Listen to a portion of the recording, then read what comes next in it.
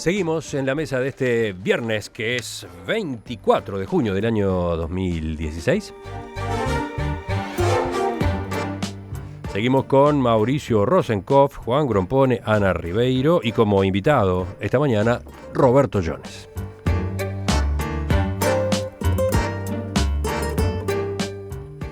La actualidad en la mesa de hoy, la actualidad viene de afuera y vale la pena que la consideremos, aunque sea por la vía de primeros comentarios.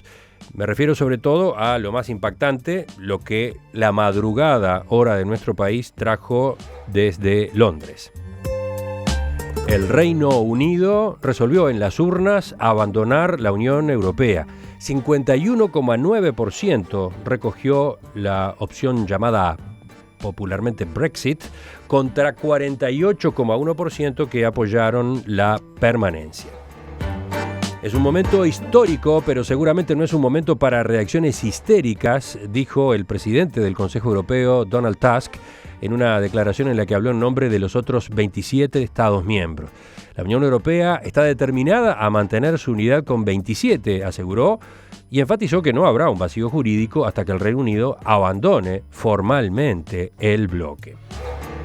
La legislación de la Unión Europea continuará aplicándose para el Reino Unido en lo que concierne a sus derechos y obligaciones, porque todos los procedimientos para la salida son claros y están definidos en los tratados, siguió diciendo. Por su parte, el presidente del Parlamento Europeo, Martin Schulz, afirmó que iba a reunirse con la canciller alemana Angela Merkel para trabajar a efectos de evitar un efecto dominó.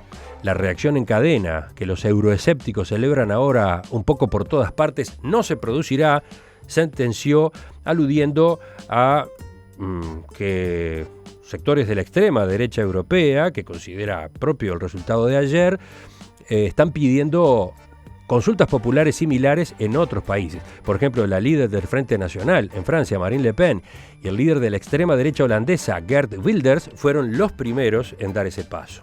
Mientras tanto, hay una gran inquietud en los mercados internacionales, sobre todo los europeos, pero también los asiáticos, donde la nota es la caída de la moneda británica, la libra, también del euro, la suba del dólar. Los escucho con, como decía, una primera reacción. ¿Juan? Bien, quería hacer un breve repaso de las relaciones de Inglaterra y las Islas Británicas con Europa. Bueno, ellos ingresaron a Europa más o menos en el año 40 a.C., cuando Julio César los invadió y formó parte del Imperio Romano. Durante 4 siglos, las Islas Británicas formaron parte del Imperio Romano. Eso es pertenecer a Europa, ¿no? Es pertenecer al cerno, a lo que era el alma central de Europa. En el siglo XI, Guillermo el Conquistador, que era un normando, era un francés, conquista Inglaterra y la libera de los vikings y de la población nativa. Y la convierte en pie, ahí crea el germen de la sociedad nueva moderna, ¿no? Bueno, en el siglo XVII, Cromwell nieto, es decir, Oliver Cromwell, hace la primera gran revolución burguesa en Inglaterra, le corta la cabeza al rey y determina que el Parlamento es la autoridad máxima por encima del monarca. Ahí abre las puertas para la revolución industrial y a partir de ese momento Inglaterra pasa a ser una gran potencia. Esa gran potencia, por ejemplo, es cuestionada hacia el 1800 por las guerras napoleónicas. Es decir, por primera vez Inglaterra quiere escindirse. Es decir, es Inglaterra, las islas, contra el resto de Europa, que es Napoleón y sus ejércitos, que traían un movimiento renovador, un movimiento republicano, un movimiento, a pesar de que Napoleón terminó siendo un emperador, simplemente la Revolución Francesa fue una revolución liberal en toda Europa. Pero los ingleses ahí ya quedaron afuera, y no solo eso, sino que ganaron. En la Segunda Guerra Mundial, en el siglo XX, empezó el fin del Imperio Británico. Es decir, el fin de la Segunda Guerra Mundial quedó determinada por el acuerdo entre Estados Unidos y Rusia de que se iba a desmantelar el imperio colonial británico. Y precisamente se dice, hay versiones bastante claras que muestran que la guerra duró un año más por la obstinada resistencia de Inglaterra a destruir su imperio colonial. Y precisamente en ese punto tanto Estados Unidos como Rusia fueron inflexibles. Bueno, creo que lo que está sucediendo es que los ingleses no terminan de aceptar, en primer lugar, que pertenecen a Europa y en segundo lugar, que dejaron de ser el imperio, ¿no? Es decir, ellos siguen pensando que están exactamente como en 1939, donde eran la potencia más grande del mundo.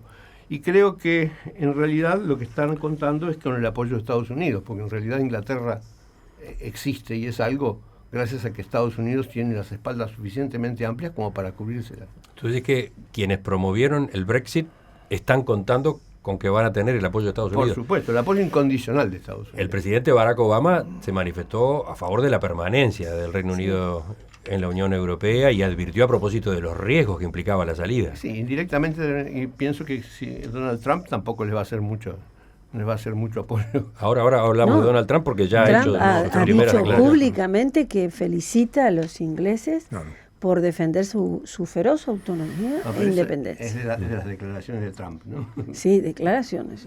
Por lo menos ha declarado eso, ¿no? Recordemos que el Reino Unido en la Unión Europea tiene una historia relativamente corta, entre comillas, ¿no? Y rebelde. En 1951 fue invitado a integrarse, en ese caso a la Comunidad Europea del Carbón y del Acero, y rechazó la invitación.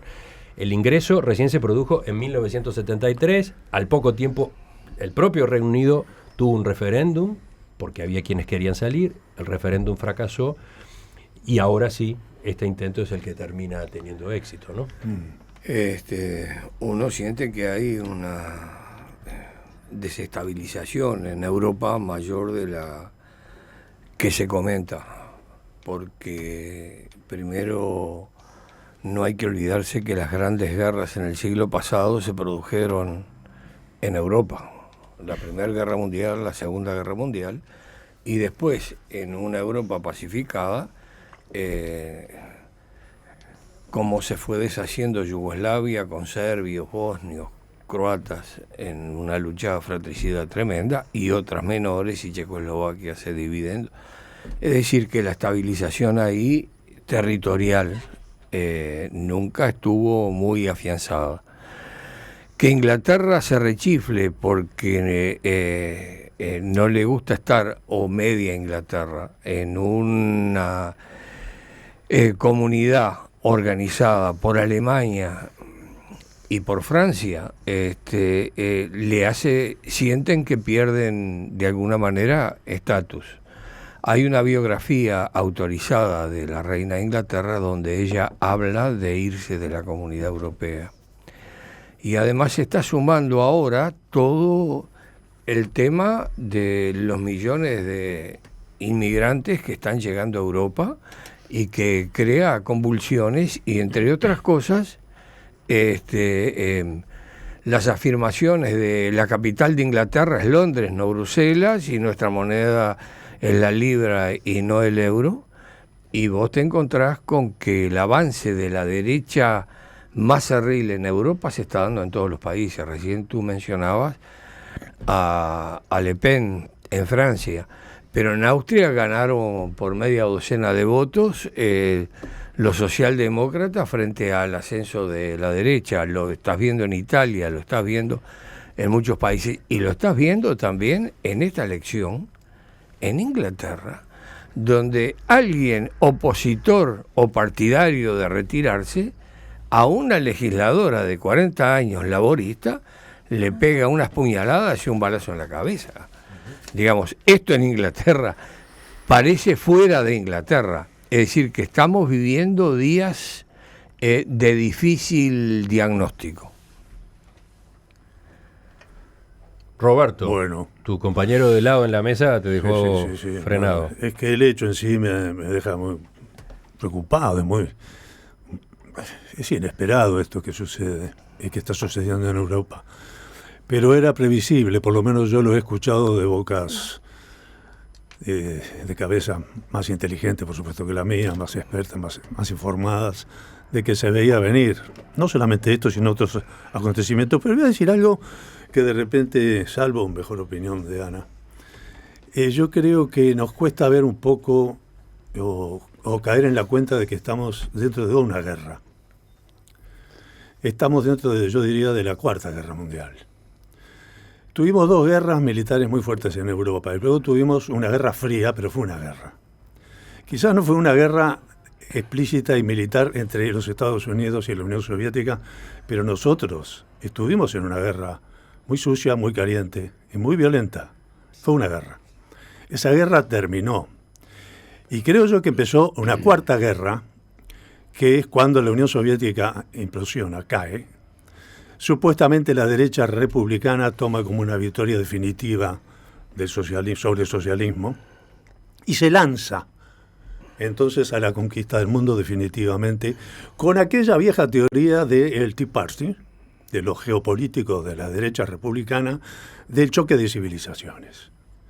Y creo que es en esta Cuarta Guerra Mundial de choque de civilizaciones que estamos viendo estos acontecimientos que para mí no pueden ser tomados y analizados separadamente, y puedo decir que esto que sucede en Gran Bretaña, no en Inglaterra, en Gran Bretaña, y esto que va a influir en Australia, en lo que se llaman las 6 naciones, en Nueva Zelanda, en Irlanda, sucede también en Venezuela, y está sucediendo en América Latina, y está sucediendo en Asia.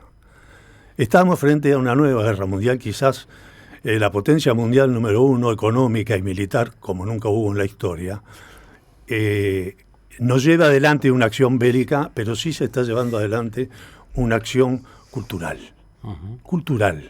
político-cultural, que lleva acontecimientos de pronto inesperados, que uno dice, pero ¿cómo? ¿Esto de dónde viene?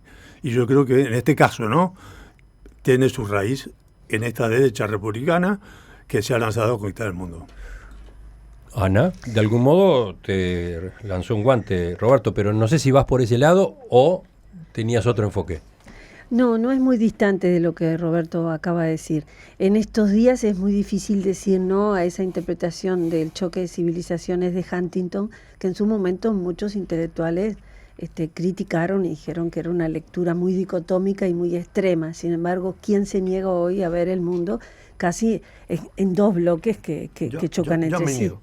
Claro, hay muchos que se niegan todavía, pero mayoritariamente es como que esa sensación de blanco y negro, de Islam contra Islam, del peligro de Cercano Oriente, va poniendo a la gente en esa situación que creo que expresaron los votantes ingleses, ¿no? Bueno, estamos contra el peligro de esto. Ahora, a mí no me sorprende la decisión inglesa, porque históricamente es muy coherente con lo que le ha pasado toda la vida a Gran Bretaña. Gran Bretaña es una isla, es una cosa que solemos olvidar. Y eso significa que ella puede controlar, cuando fue imperio y aún hoy que se niega a dejar de serlo, puede controlar las áreas que controla en base a el apostarse en sitios claves y controlar lo que por allí circula, ¿no? Las Malvinas le alcanza para controlar el Atlántico Sur, Gibraltar para controlar el mundo y la economía mediterránea. Contra lo que Inglaterra nunca pudo, no puede y no quiere, es enfrentarse contra masas continentales, porque contra ese bloque no puede hacer nada. Entonces, que el bloque europeo sea un compacto es una cosa que a Inglaterra no le gustó nunca, y por eso remolineó y fue la última en ingresar. Por eso cuando ingresó, no ingresó del todo, le dijo no al espacio Schengen, le dijo no al euro, o sea, ella estaba pero con un pie siempre en su isla, ¿no?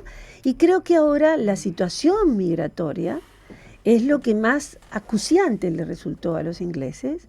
Es una masa y una serie de disposiciones que sintieron que ya no pueden controlar su territorio base, el que le permite la otra geopolítica mundial en base a zonas y lugares estratégicos. Y la salida es una reacción muy visceral. Lo que yo creo que es terrible es el papel de Cameron, ¿no? Porque Cameron lleva a esto como consulta, luego en medio de la consulta dice, no, pero por favor digan que no, yo que desaté a la gran fiera, ahora átenla. Finalmente cae con la gran fiera, ¿no?